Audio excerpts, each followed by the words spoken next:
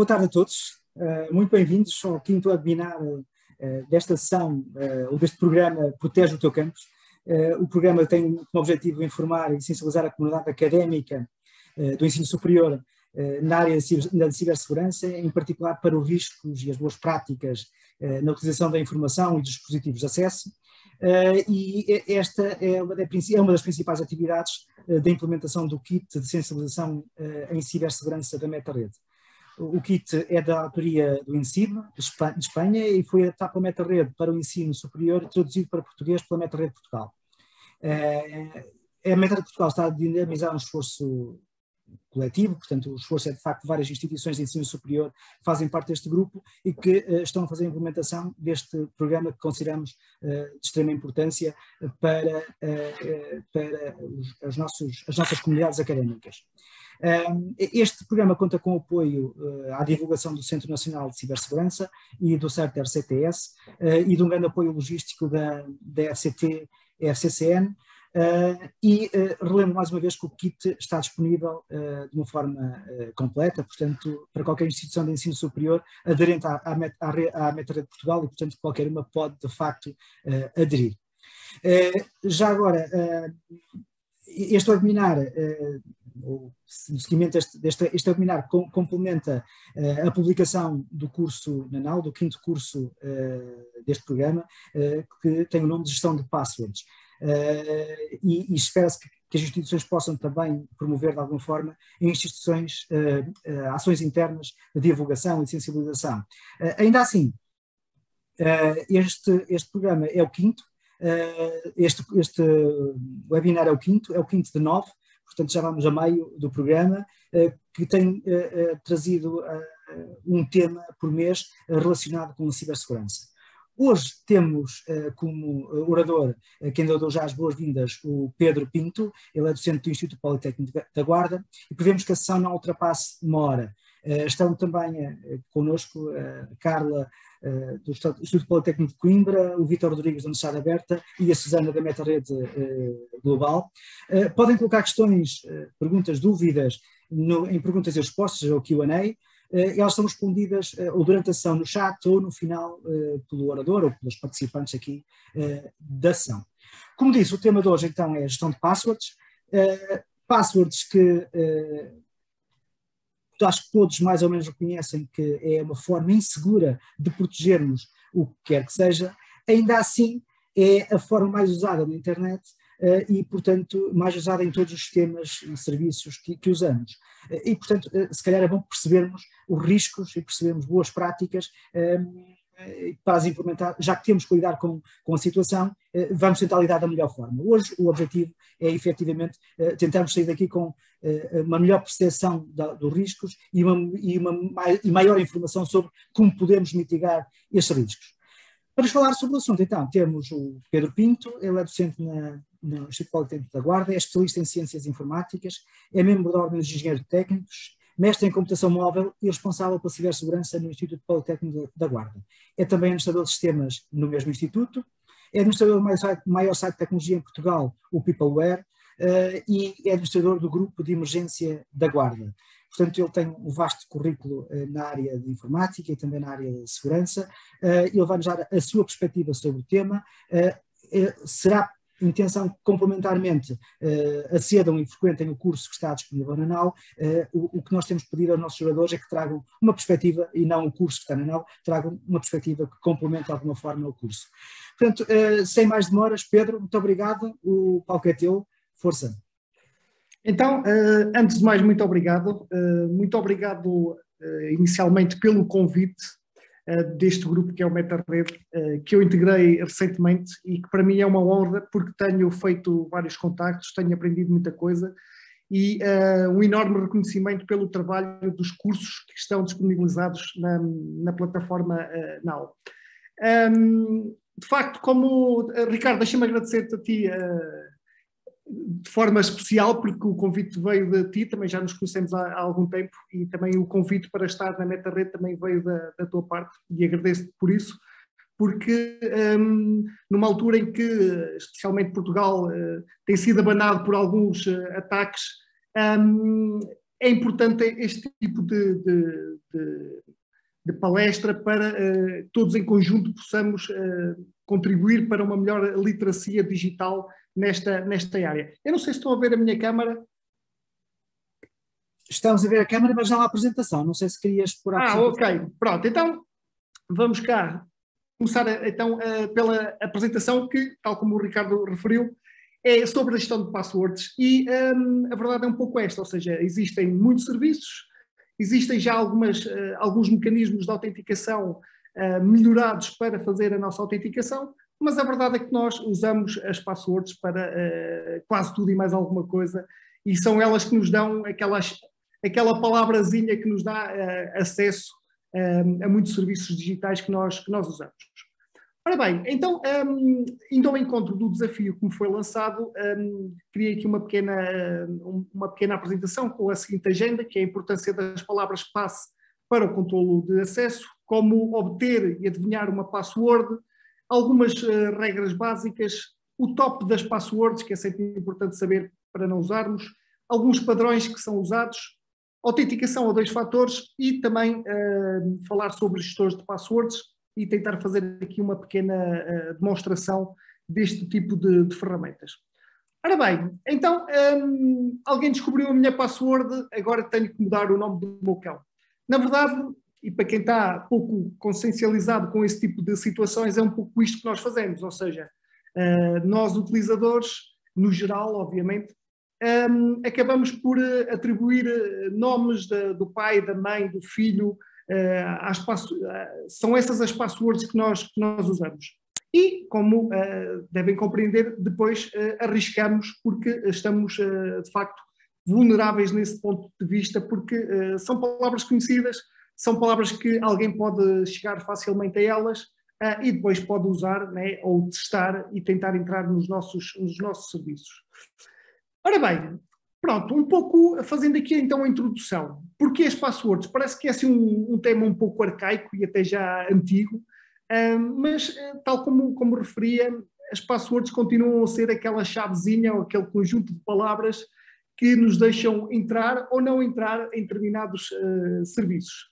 Nesse sentido, apesar que hoje existem vários tipos de tecnologia, por exemplo, as biométricas, há vários com os dedos, com o olhar, conseguimos fazer essa autenticação ou reforçar essa autenticação, mas as passwords continuam a ser muito usadas e tem havido até algumas investigações e alguns trabalhos para se abandonar de vez com as passwords, mas como temos vindo a assistir, ainda tem demorado algum tempo e demorará algum tempo porque muitos dos serviços estão pendentes por causa desta funcionalidade.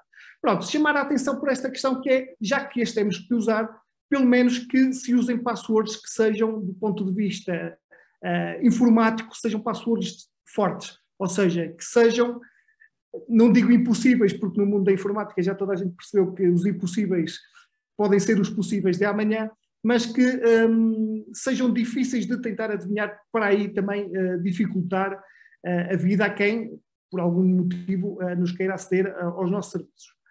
Ora bem, as perguntas que normalmente se fazem e eu como administrador, e provavelmente o Ricardo também, né, instituições de ensino superior, em que às vezes há um pouco de facilitismo nesta questão da definição das passwords. Né? As pessoas às vezes até nos dizem, escolha uma, ou ok, meta esta que esta é simples e eu vou sempre saber. Pronto, e depois há aquelas situações em que de facto as pessoas também acabam por escolher uma super password forte, mas depois fazem um post-it e colam lá ao lado do computador, ou seja, também não vale muito. Ora bem, então como é que nós podemos obter ou adivinhar uma password? Por engenharia social, começando por uma simples conversa, né? Eu agora estar aqui a falar com algum de vocês, dizer, olha, Ana, qual é que é a tua password? Qual é que também usas estes novos mecanismos, estas novas regras? Tem 8 caracteres, tem 10, tem... Pronto, e com este tipo de informação ir percebendo que tipo de password é que tem. Se tem só letras, se tem só números, até que se calhar em algumas situações depois de muita conversa, a pessoa até acaba-nos por dizer, olha, a minha password é esta, achas que é interessante ou não é? Pronto, e acabam por partilhar essa informação connosco. Depois, os ataques mais típicos, no caso do phishing, que é através de técnicas, através do envio de um e-mail, em que há ali uma forma de a pessoa tentar preencher algum tipo de formulário ou aceder a algum tipo de página e fornecer esses dados pessoais. E também muito, muito comum em Portugal, eu estou a falar em Portugal, é a realidade que conheço melhor, através de via SMS também que chegam esses links para acesso a páginas que depois nos levam a preencher com os nossos dados sensíveis, seja o utilizador, seja a password ou outro tipo de dados. Depois, como eu estava a falar, o tentar adivinhar. Ou seja, eu conheço alguém que é meu colega e tenho algumas informações sobre ele, ou até pesquiso na internet, sei lá, a data de nascimento, que é muito usada pelas pessoas como password, o seu próprio nome, o nome da cidade onde vivem, o nome dos pais, o nome do cão, o nome do gato, todo esse tipo de situações em que depois se pode testar e tentar adivinhar a password. Depois o shoulder surfing, que é uma coisa que acontece com muita frequência e às vezes nem nos apercebemos, mas, por exemplo, vamos a um shopping e se calhar temos lá uma pessoa ou um grupo de pessoas sentado ao nosso lado e muitas das vezes nós conseguimos perceber até qual foi o código, por exemplo, que inseriu num telemóvel, né? Ou num tablet ou até num PC. Ou seja, o conceito de olhar por cima do ombro para espreitar a password de alguém. Às vezes a gente não tem muita atenção com esse tipo de situações e lá está, podemos ter a melhor password do mundo, mas se alguém a vir, ela pode ficar comprometida porque depois pode ser usada a posteriori. Depois coisas mais evoluídas como um keylogger, ou seja, uma ferramenta capaz de gravar toda a ação realizada no teclado, ou seja, tudo aquilo que escrevemos é gravado ou através, por exemplo, de uma câmara também que poderia ser instalada, né? Estarmos a trabalhar num determinado sítio que está sob vigilância e nós inserirmos a nossa password.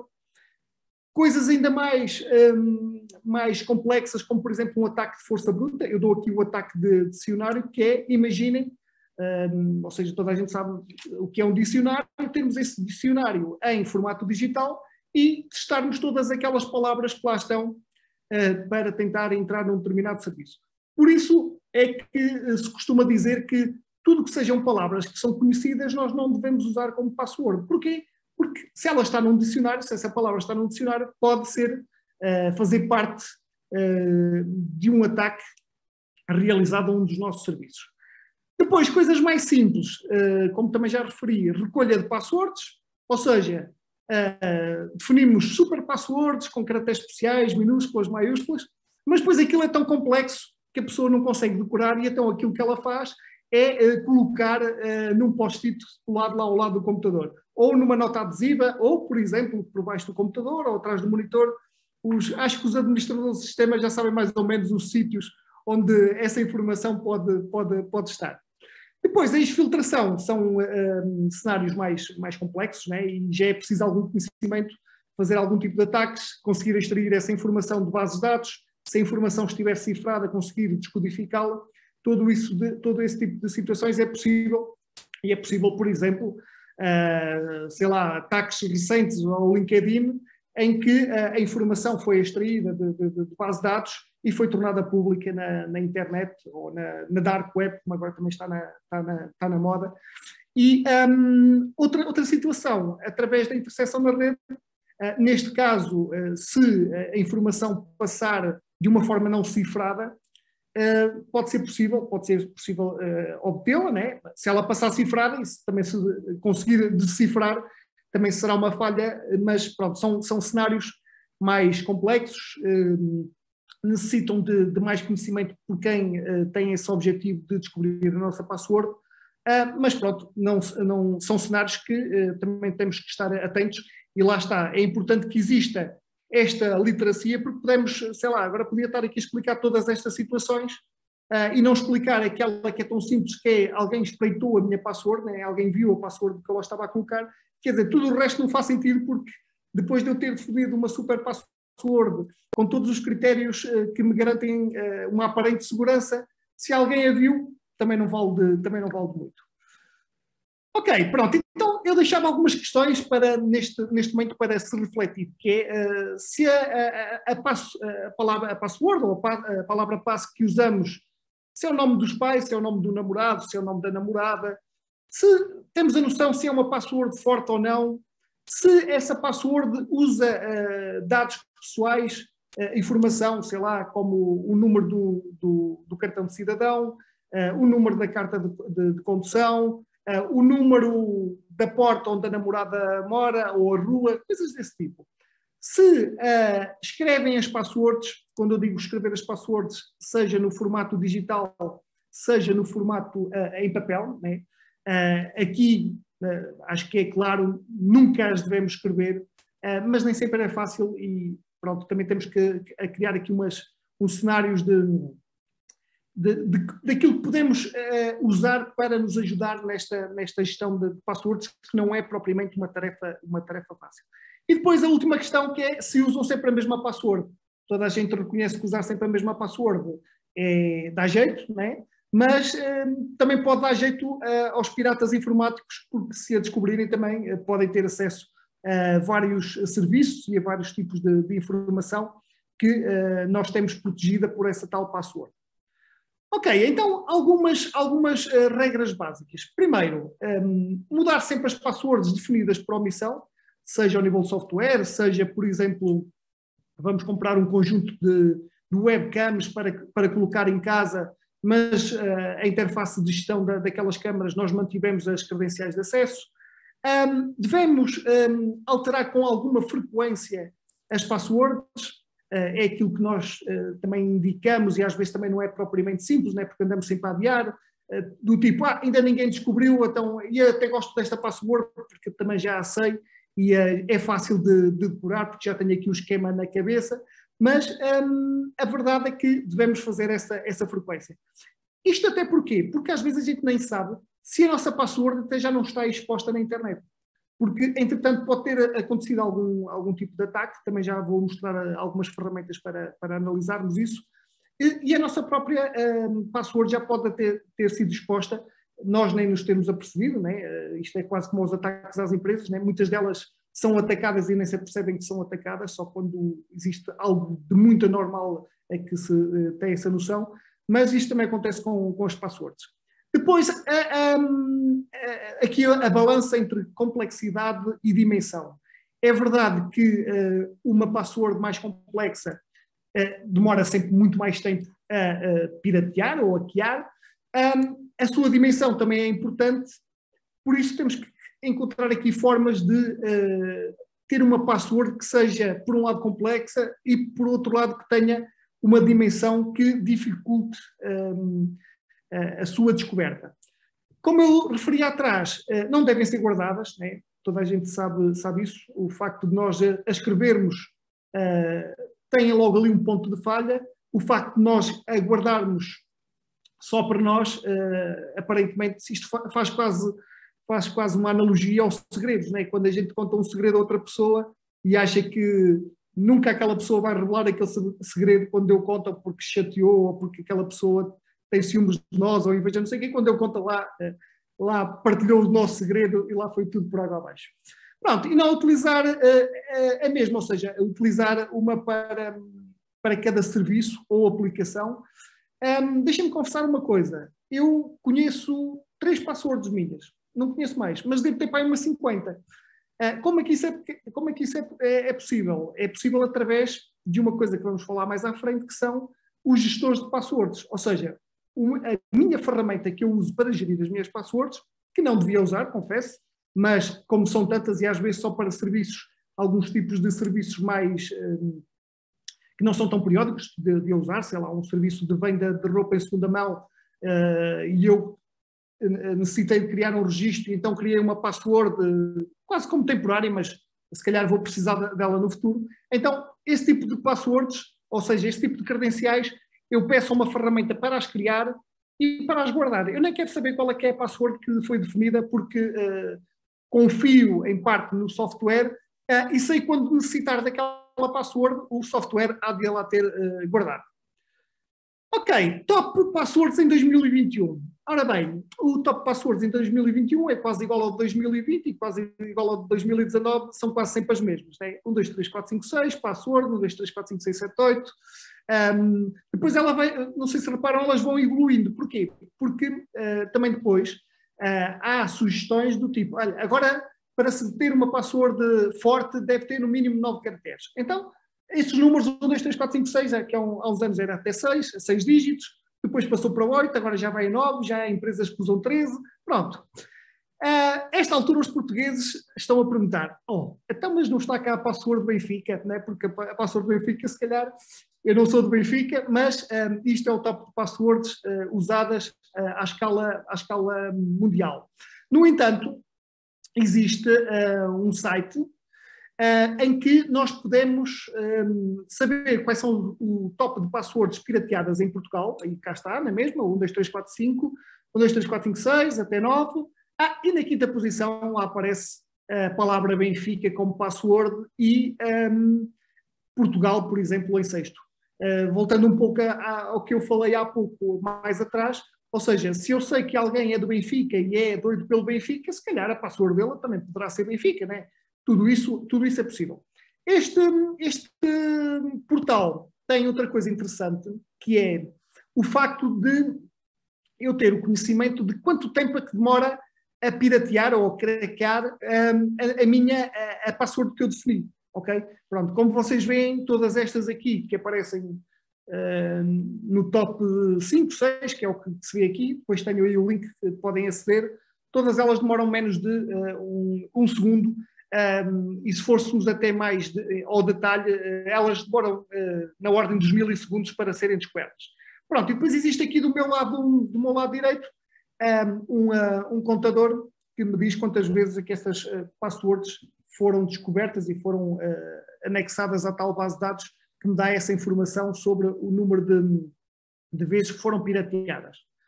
Pronto, o que é que nós devemos evitar? Este também é um estudo recente, é à escala mundial, mas é um pouco o reflexo daquilo que acontece em todos os lados. Que é nomes de animais, termos carinhosos, nomes de pessoas, os animais, ou seja, depois aqui separado estas duas categorias, a parte das emoções, comida, cores, palavrões, ações, membros de família, ou seja, tudo isto são coisas que devemos evitar porque entram quase dentro de um padrão daquilo que as pessoas escolhem para a definição da sua password. Ok, ainda temos aqui mais cidades, como também já tinha referido atrás, marcas, países, desportos, religião, passatempos, tudo e mais alguma coisa. Se vocês procurarem por top passwords vão perceber o porquê daquilo que nós devemos evitar. Pronto, e não esqueçam sempre do dicionário. Ou seja, qualquer palavra que esteja num dicionário, esqueçam, nunca deverá ser a vossa password. Ok, a outra questão que, abandonando aqui um pouco as palavras mais comuns, os utilizadores optam por padrões. O que é que são padrões? É um conjunto de sequência que seja fácil de memorizar aqui no nosso teclado. Pronto, como é óbvio, o padrão QWERTY será aquele mais usado, ou seja, termos aqui aquelas teclazinhas ali no início, mas fazendo aqui um top também dos padrões mais usados, vocês vão perceber o que é que a malta usa no teclado. Como veem, do 1, que tem 6 caracteres, para o 2, lá está a tal obrigação de evoluir em termos de dimensão da password. Ou seja, quando algum site diz, atenção, porque a sua password tem 6 dígitos, 6 caracteres, e já não deve ser usada, ou seja, devemos melhorar para que seja garantida melhor segurança. Então deve ter no mínimo 9. Então o que as pessoas fazem é dão continuidade a essa sequência e acabam por definir uma nova password com uma nova sequência. Ok, pergunta difícil. Qual é mais fácil de adivinhar? Guarda 2022 ou aquela cardinal lá e por aí fora? Pronto, toda a gente saberá certamente que Guarda 2022 será muito mais fácil de adivinhar. No entanto, também toda a gente irá concordar que é muito mais fácil guardar a palavra guarda 2022 do que a outra que se encontra em baixo.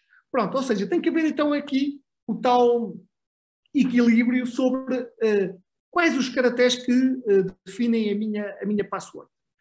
Pronto, este serviço que eu coloquei aqui é só para vos chamar a atenção por duas coisas. Existe um serviço na internet que permite saber o quanto a minha password é segura. Ou seja, diz-me, por exemplo, quantos segundos é que demora a piratear a minha password. Este tipo de serviços tem um problema. E qual é que é? É que eu tenho que, neste caso eu coloquei a palavra MetaRed e ele diz-me que demora 25 segundos a ser pirateada. Qual é que é o problema? É que eu tenho que colocar a minha password num site que eu nem conheço. Né? E isso pode trazer alguns problemas, porque eu não sei quais são propriamente as intenções de quem criou este serviço. Aquilo que eu posso fazer sempre é colocar uma password parecida ou da mesma dimensão e tentar perceber mais ou menos quanto tempo é que demoraria a ser pirateada. Ok, muito importante. Importante por um lado, dá que pensar por outro. Autenticação a 2 fatores. Regra, sempre que os serviços o permitam, ativem este mecanismo. Ok?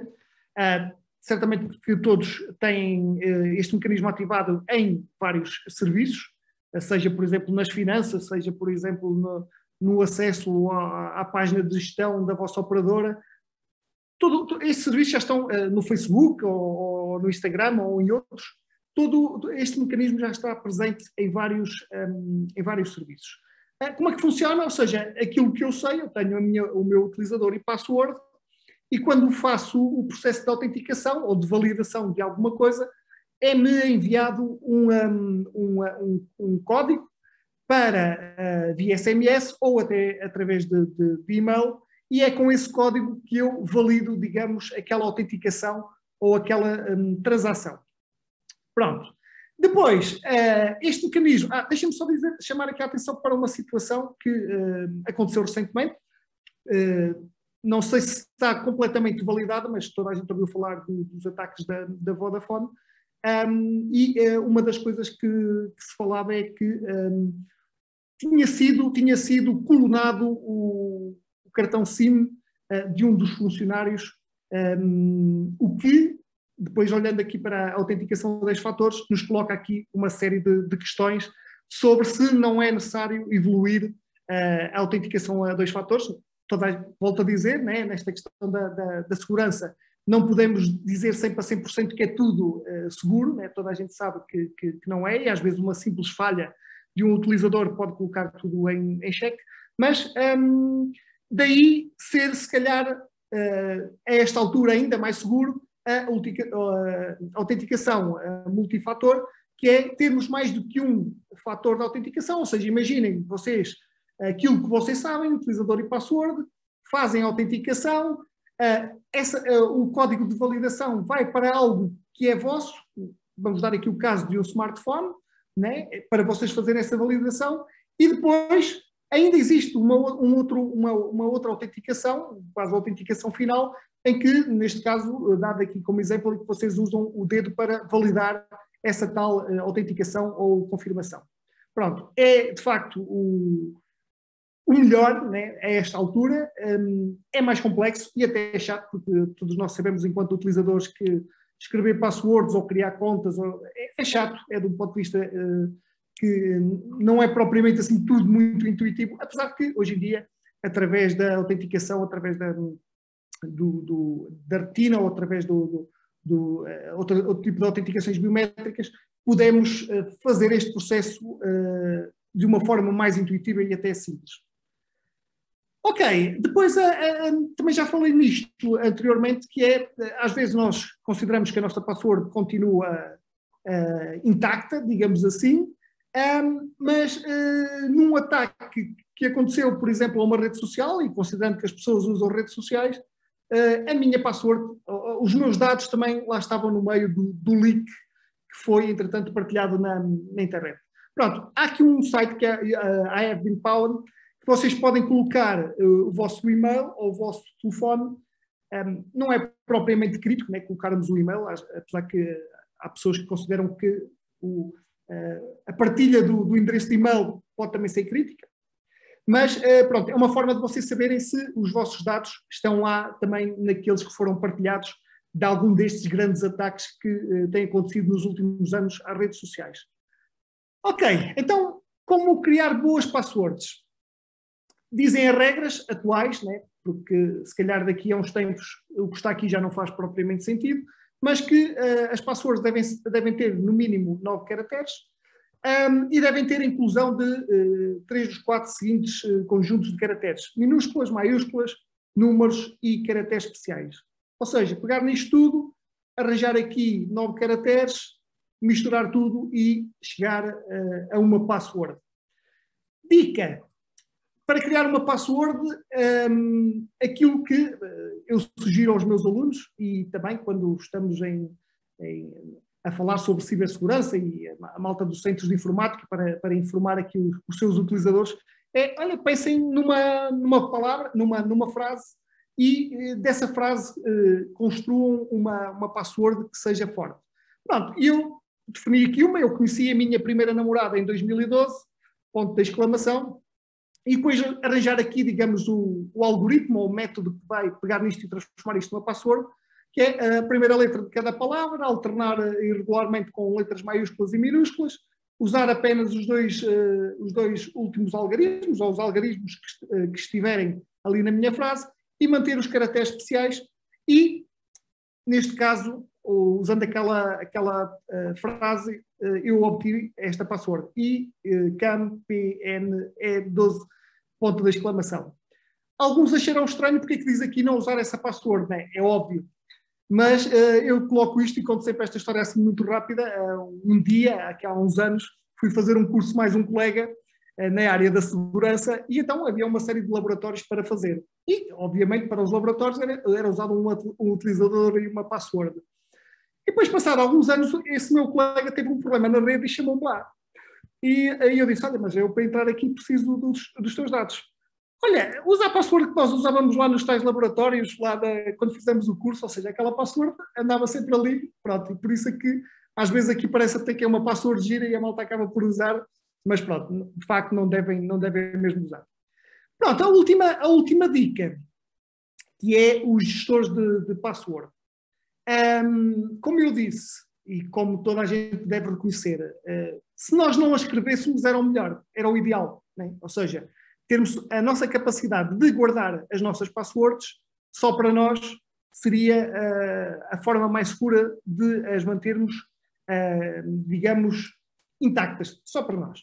Pronto, mas como sabemos existem muitos serviços e, por exemplo, eu não me sinto confortável de usar a mesma password no acesso ao site das finanças e usar a mesma password para um serviço que me permite colar PDFs, né? Ou seja, cria ali assim um bocado de desconforto eu usar a mesma password.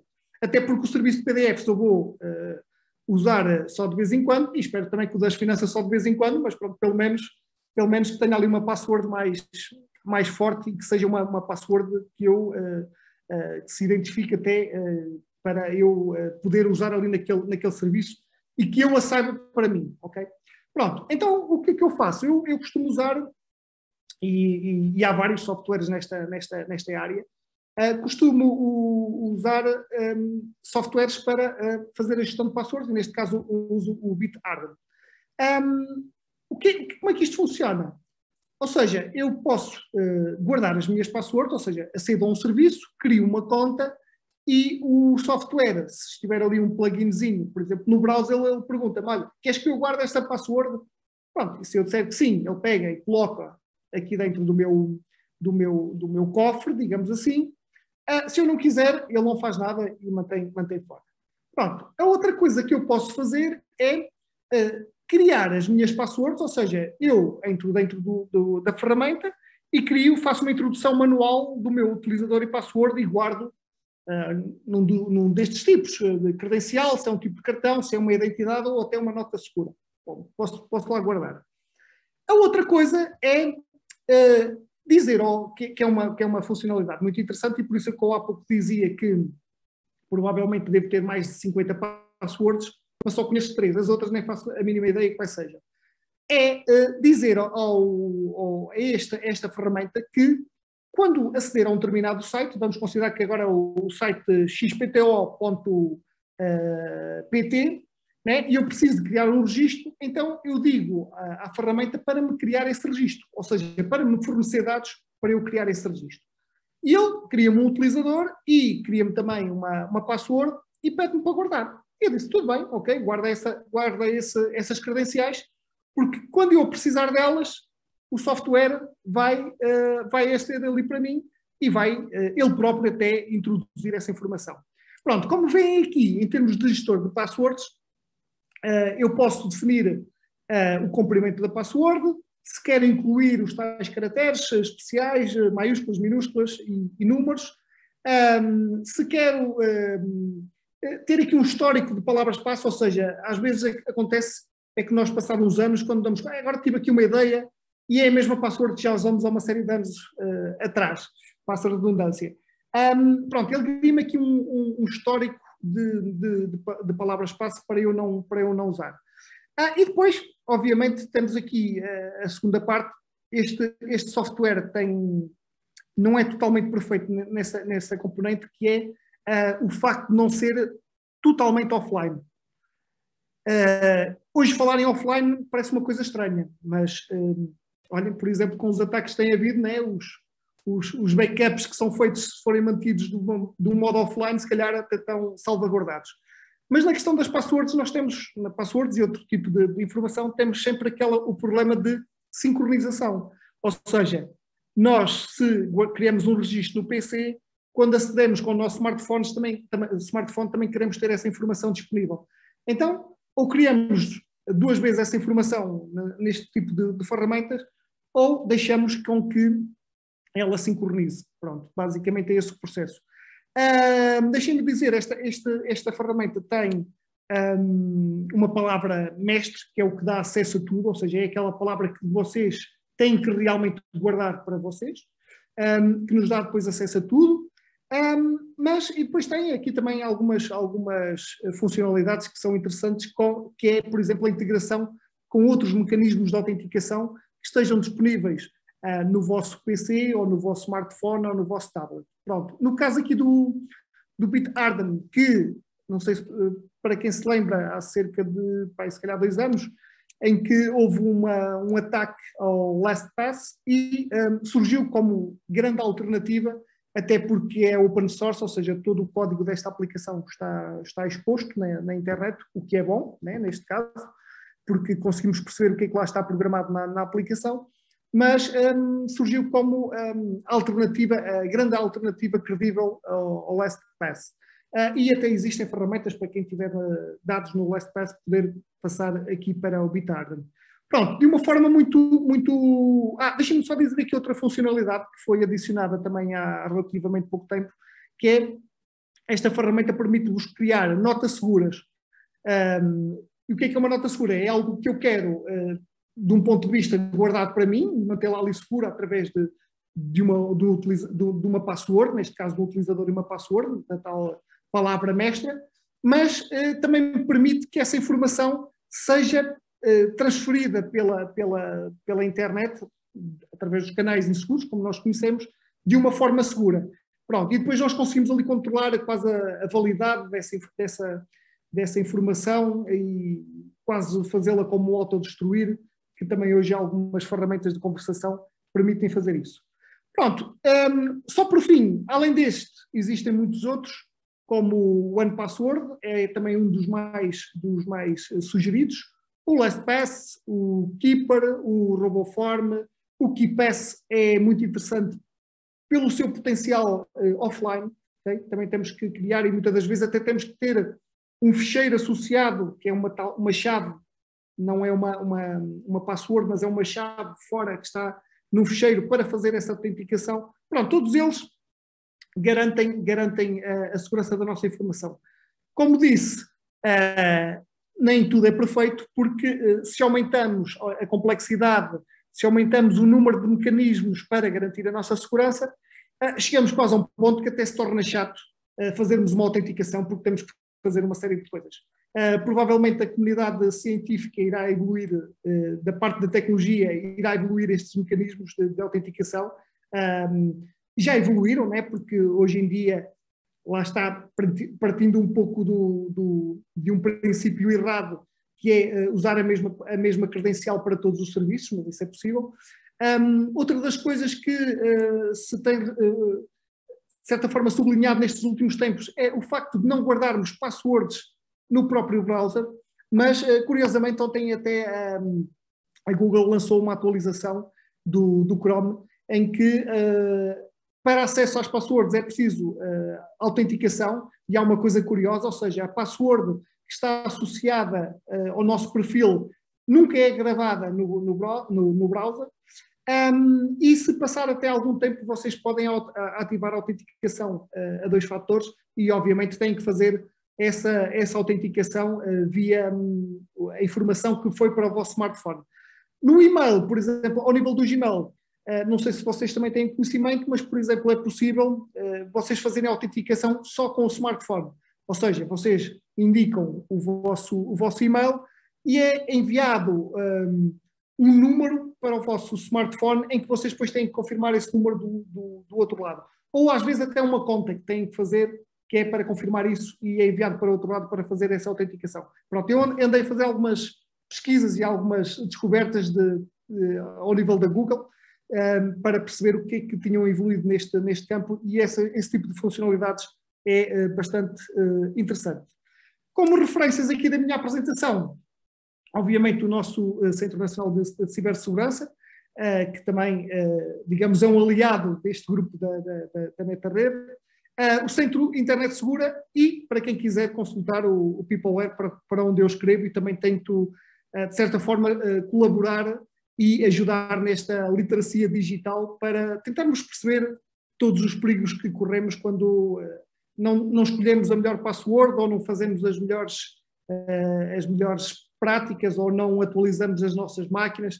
Também chamar um pouco a atenção e falando aqui um pouco do PeopleWare, também temos apostado muito nesta questão da cibersegurança e até explicarmos da melhor forma alguns conceitos, porque às vezes este tipo de conceitos acaba por cair nos canais mais generalistas, que depois baralham ali um pouco toda a informação e depois não se percebe muito bem o que é o quê. E pronto, e era isto que eu tinha para vos apresentar. Eu tinha aqui uma pequena demonstração do Bitarda, mas eu acho que é super simples. Obrigado a todos. Já agora, eu escrevi também um artigo antes de vir para aqui à hora do almoço sobre o Bitarda, que está lá no PeopleWare, por isso quem quiser lá ir consultar, tem lá os passozinhos todos, e pronto, foi a inspiração aqui do Ricardo que me levou a... Ele é que é o pai daquele artigo, fui eu que escrevi, mas ele é o pai do artigo. Muito obrigado. Ok, Pedro, muito obrigado. Nós é que agradecemos pela partilha e pelo detalhe aqui sobre riscos e eventuais soluções, que são várias, mas na prática se calhar interessa ressalvar que há necessidade aqui de manter um compromisso entre aquilo que é segurança e aquilo que é facilidade de utilização. E, portanto, isso é talvez o mais importante, aliás, como é o mais importante sempre na segurança, é tentarmos ponderar o risco, mas ouvi que com certeza muitas dicas interessantes e importantes. Estas dicas já agora não se aplicam com certeza só quando estamos nas instituições, aplicam-se também à nossa vida privada. As instituições devem ter elas próprias políticas que definem como é que as passwords funcionam, quando é que expiram, como é que são os mecanismos de autenticação. Nós podemos ou não ter a opção de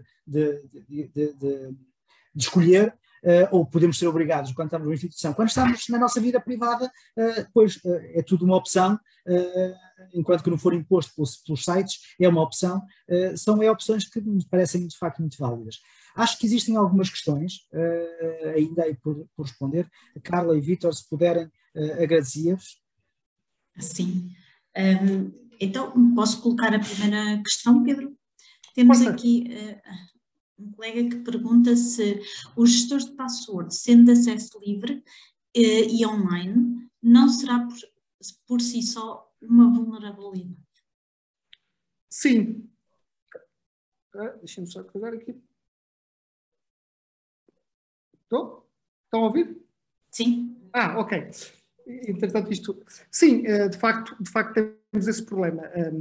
Voltando quase do princípio, a melhor solução é nós sermos nós a guardar as nossas passwords, né? Não dizê-las a ninguém. Às vezes até as dizemos, e até, por exemplo, sei lá, acontece-me a mim várias vezes, sei lá, o código do smartphone, os miúdos sabem, né? Têm 8 ou 9 anos, e depois quando definem a password deles para a escola, também lá metem aquela password, né? Que é a nossa, e pronto, às vezes também temos que começar um pouco por aí, a ensinar os nossos filhos para eles ensinarem outros, porque isto, depois a informação corre muito rápida.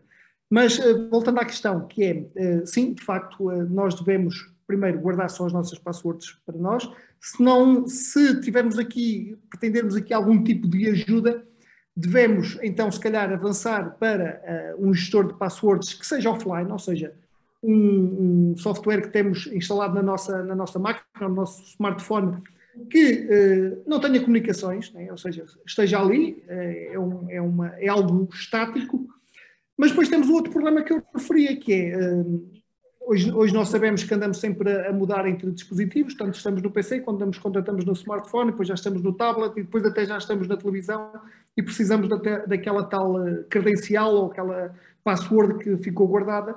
Pronto, e aí há os tais mecanismos de sincronização que têm que acontecer, e quando tem que acontecer temos que estar ligados à rede, obviamente. Como os gestores de password do Chrome ou Firefox são fiáveis? Pois, era isso. É assim, em todas as apresentações que eu tenho assistido, há sempre essa informação de que não devemos guardar lá as passwords. E bem, né, porque elas estão ali todas, se alguém de alguma forma aceder à nossa máquina. Mas um pouco aquilo que aconteceu ontem, por exemplo, no Firefox, que é o que eu uso, os outros não verifiquei, mas foram implementadas mecanismos de garantia de segurança daquela informação. Obviamente que tê-las no browser é o melhor, né? Porque sempre que precisamos delas, elas estão ali, eles até nos indicam quais são, é só carregar no login. Mas se tentarmos usar aqui algum software e se formos obrigados a isso, ou se tivermos essa necessidade de ter algum gestor de passwords, então se calhar ter aqui algo mais poderoso para as nossas passwords e não só essas que são guardadas no browser.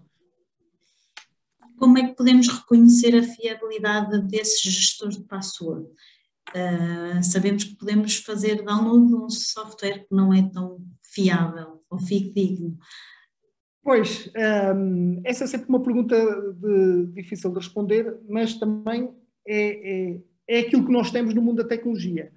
O facto do software ser open source, ou seja, o código estar disponível, a mim dá-me garantias de alguma segurança. Porquê? Porque eu conheço como é que posso ver como é que aquilo está programado e o que é que existe ali. Obviamente que eu até como não sou propriamente da área da programação, se calhar não percebo muito daquilo que lá está programado. Mas pronto, a comunidade da internet, digamos assim, toda a gente que anda aqui está sempre muito atenta a esse tipo de situações. E se nós formos, por exemplo, ao fórum, à comunidade do Bitardant, percebemos que há utilizadores que verificam tudo e mais alguma coisa. Pronto, o facto de ser open source dá-me alguma garantia de que posso confiar. Outros também já foram assim e também foram pirateados, por isso é sempre um risco que corremos. Eu ia se calhar complementar aqui que neste âmbito que nós estamos a falar, é evidente que eu disse há bocadinho que se aplica aqui do ponto de vista institucional, também se aplica do ponto de vista pessoal ou na nossa vida privada, mas no que diz respeito às passwords e à gestão de contas da instituição, portanto, é algo que recomendo que seja sempre analisado com a vossa instituição, portanto não usem programas externos sem validarem com os serviços. Todas as instituições têm serviços de suporte e acho que essa validação deve ser feita e essa recomendação deve ser feita dentro da instituição. O que usar ou o que não usar, pelo menos isso. Portanto, é uma recomendação do ponto de vista da política, porque essa responsabilidade é da organização e a organização que deve definir onde é que as suas passwords podem ou não estar gravadas, sendo que, certo que há instituições que têm várias passwords para os vários sistemas e, portanto, este problema coloca-se, que é o problema de termos que fazer essa gestão segura, não é? Portanto, por assim dizer, e que não seja via post-it atrás do monitor. Portanto, certo, fica essa recomendação geral neste âmbito em concreto da MetaRede, porque o público-alvo são claramente as instituições ou as comunidades das instituições de ensino superior e portanto, isto parece-me. Sim, e se nós criarmos esse hábito na instituição de ensino superior, certamente que o utilizador também ficará mais sensibilizado para essa utilização. Às vezes também acontece, né, e por culpa nossa, dentro das próprias instituições, que às vezes também temos mecanismos fracos de autenticação. Pronto, são coisas que nós temos que ir melhorando até para garantir a segurança de todos. Sim. Existem aqui mais algumas questões. Por exemplo, até que ponto o ganho de segurança com o uso destes procedimentos pode ser compensado pela perda de dados pessoais? Por exemplo, com o Gmail, uma dupla autenticação implica ceder o número do smartphone. Há o risco dessa informação ser pirateada também? Pois, pronto, lá está. Isto nunca são, voltando outra vez à mesma questão, nunca existe um cenário perfeito. Ideal. Por exemplo, eu não tenho problema nenhum em partilhar o meu número de telefone. Não tenho. Sei que corro o risco que pode haver ali algum tipo de clone de um cartão ou qualquer coisa, mas isto, pronto, também são situações que, assim, não é eu chego ali e agora quero clonar um cartão e isso acontece. Mas existe. Mas há outras pessoas em que uma simples partilha do número é uma coisa que não estão de acordo. Sei lá, por exemplo, ainda no outro dia, na criação de um grupo que eu tenho de pessoas que correm, alguém não queria partilhar. Eu dizia que ia criar um grupo no WhatsApp e alguém não quis porque eu tinha que usar o número dele e o número dele iria ficar exposto. Compreende-se, obviamente, é uma informação pessoal, mas pronto, é assim, para esses mecanismos funcionarem, se não usarmos o número, podemos indicar o e-mail. É sempre um pau dois bicos, é complicado. Eu ia dizer que quando olhamos para este problema, quando olhamos para o problema da segurança, nunca há uma única questão em concreto, existem várias. E no caso do Gmail, portanto, temos aqui duas hipóteses. Ou usamos o Gmail no contexto institucional e, portanto, a instituição fornece um serviço que é o serviço baseado no Gmail e que tem garantidamente, ou deve ter, um conjunto de proteções, de garantias de que o que lá está só é acessível pela instituição. Quando estamos a falar do Gmail do ponto de vista privado, se calhar talvez seja bom as pessoas terem a noção de que os riscos que correm são muito maiores. Primeiro porque já demos um conjunto de informação, depois porque se usamos um Gmail do ponto de vista privado, a informação que passa no Gmail é no mínimo alvo de heurísticas. Não é por acaso que quando pesquisam informação na internet, de repente aparece informação de alguma coisa que vocês lidaram, enviaram um e-mail recentemente, portanto é a política isto poder ser assim. O serviço Gmail é free. Não há nada grátis e portanto o grátis aqui é em troco de alguma coisa. Claro que se estamos a falar de colocar lá o telemóvel, o número de telemóvel, é mais um dado, isso não está em questão. O que eu estou a dizer é se calhar já partilhamos uma quantidade de dados antes, não quer dizer agora tínhamos de partilhar mais um, mas se calhar já partilhamos, portanto temos de ter essa noção de que de facto isto é tudo um bocado relativo, algo relativo, a propensão para as pessoas correrem riscos é maior ou menor, de facto estamos num mundo digital onde ainda temos muito que aprender, todos, enquanto sociedade, para nos aprendermos a comportar, comportar aqui significa perceber bem os riscos e perceber o que devemos ou não devemos fazer e o que é que pode daí advir. É evidente que há prós e contras que foram referidos e, portanto, agora ficar com a noção de que as passwords não são a única questão. Há um conjunto de outras questões quando falamos efetivamente de segurança. Ricardo, certamente já te fizeram esta pergunta que é, então explica, nós que somos informáticos, então expliquem lá, como é que a Google ganha dinheiro, não é? Porque eu uso o e-mail é grátis, eu uso o Drive é grátis, é tudo grátis, não é? Pois, pronto, o Ricardo acabou de responder a essa questão. Ok, há mais questões que queiram colocar ou estão meio penduradas ainda?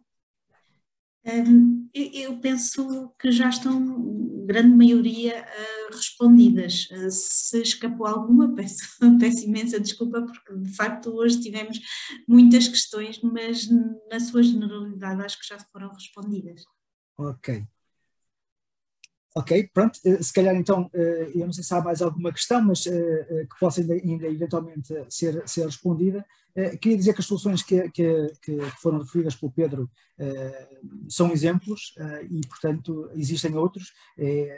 Pede-se de facto que haja no caso das instituições, que haja essa verificação junto dos serviços. Do ponto de vista pessoal, podem sempre perguntar a alguém que tenha mais conhecimento na área, ou usarem já agora as recomendações que os serviços da instituição fizerem, porque provavelmente serão as mais válidas desse ponto de vista. Elas também são usadas, ou podem ser usadas em qualquer dispositivo, e, portanto, digamos que a tecnologia desse ponto de vista está mais ou menos acessível a qualquer dispositivo. O implementar ou não, de segundo fator de autenticação ou dos métodos mais complexos, depende daquilo que se está a proteger. Normalmente estamos a proteger alguma coisa é porque ela tem valor e, portanto, devemos apostar efetivamente nessa proteção. Não havendo mais nenhuma questão, eu gostaria apenas de referir que o curso já está disponível no NAU. Eu vou partilhar só aqui o meu ecrã e, portanto, julgo que já estão a ver, correto? Ainda não. Estamos a ver a apresentação do Pedro. Ok. Portanto, eu espero que agora estejam a ver, certo? E, portanto, deixem-me só puxar outra vez aqui a página, só para fazer referência de que toda esta informação está disponível na página Protege o Teu Campus. Todos os cursos anteriores, webinars anteriores, apresentações anteriores já cá estão disponíveis. Na NAU existe um programa, nos programas da NAU, que é a sensibilização em cibersegurança. E este programa tem já os vários cursos. Estes cursos têm todos direito a certificado no final, tem um teste que tem que ser feito e tem todos um certificado no final. Se houver alguma incorreção com alguma pergunta ou alguma questão que esteja no curso, por favor, pedimos que nos façam esse reporte. Além das verificações que foram feitas, pode nem tudo ter corrido efetivamente pelo melhor, mas pedimos efetivamente que nos façam esse reporte.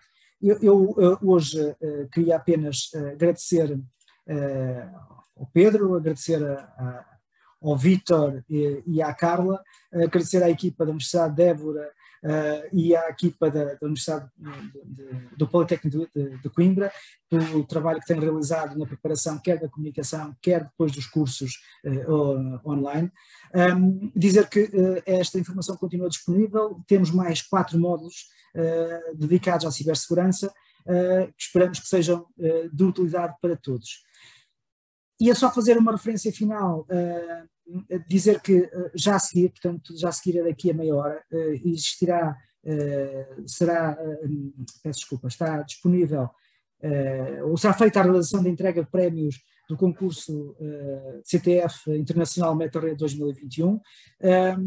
Deste concurso destaco, desta entrega de prémios, para além da entrega de prémios da cerimónia, destaco uma participação de um investigador na área de cibersegurança, para quem tiver interesse efetivamente nesta área, portanto terá nesta sessão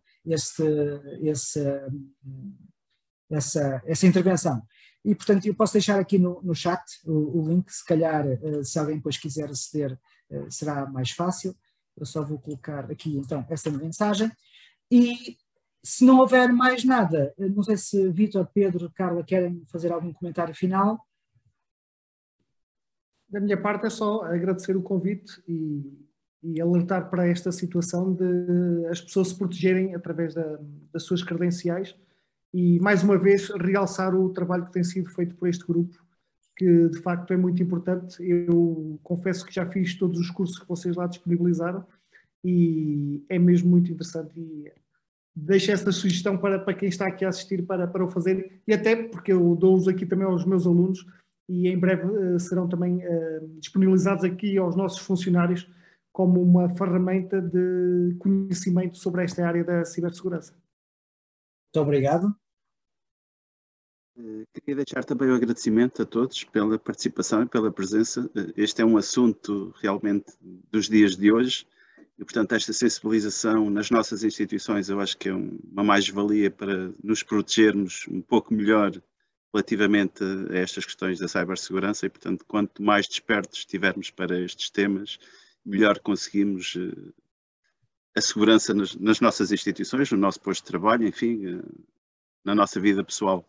E, portanto, um obrigado a todos e bom trabalho.